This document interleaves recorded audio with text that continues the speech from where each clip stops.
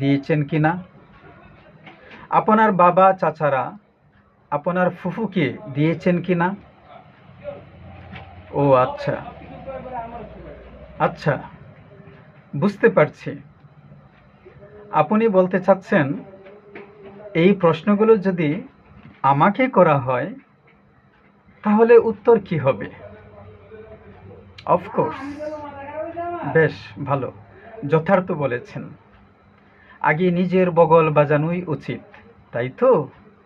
আচ্ছা, বলছি, শুনুন। আমার বাবার মৃত্যুর পর ইসলামী শরিয়া মোতাবেক বোনদের প্রাপ্য যথাযথভাবে প্রদান করা হয়েছে। এক চুল পরিমাণ জায়গাও বেশি বা কম করা হয়নি এবং তাদের অংশ চাইতেও হয়নি। আর আমার বাবা চাচারাও যখন দাদার ত্যায্য সম্পত্তি বন্টন করেছিলেন তখন ফুফুর কোনরূপ চাওয়া ব্যতি রেখেই তার প্রাপ্য অংশও স্বাভাবিকভাবে বণ্টিত হয় এবং তাকে তা বুঝিয়ে দেওয়া হয়। অপরদিকে আমার মা কিন্তু তার পিতার ত্যায্য সম্পত্তির কোনো অংশ পাননি।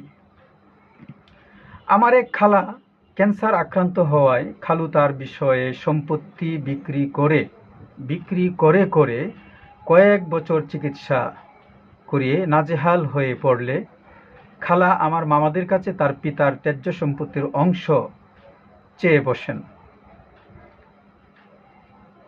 তারা স্বাভাবিক কারণেই নাখুশ হন, কারণ আমাদের সমাজে বোনের পাওনা অংশ দেওয়া নেওয়া চাওয়া নাকি কুলক্ষণে। খুব দুঃখজনকভাবে এ বিষয়ে আমাদের দেশের ইসলামিক স্কলারদের তেমন কোনো উচ্চবাচ্য শোনা যায় না। যা হোক, যেহেতু খালা চেয়েছেন সেহেতু মামারা জমি বুঝিয়ে না দিয়ে জমির মূল্য দিয়েছেন 50 না যেন 70,000 টাকা, না, সম্ভবত 50,000 টাকাই হবে। 50,000 টাকাই সম্ভবত দিয়েছেন। শুনেছি খালার পাওনা জমির অংশ 20% হয়, যার বাজার মূল্য 1 লাখ করে হলে 20 লাখ, 50,000 করে হলে 10 লাখ তো হতে পারত।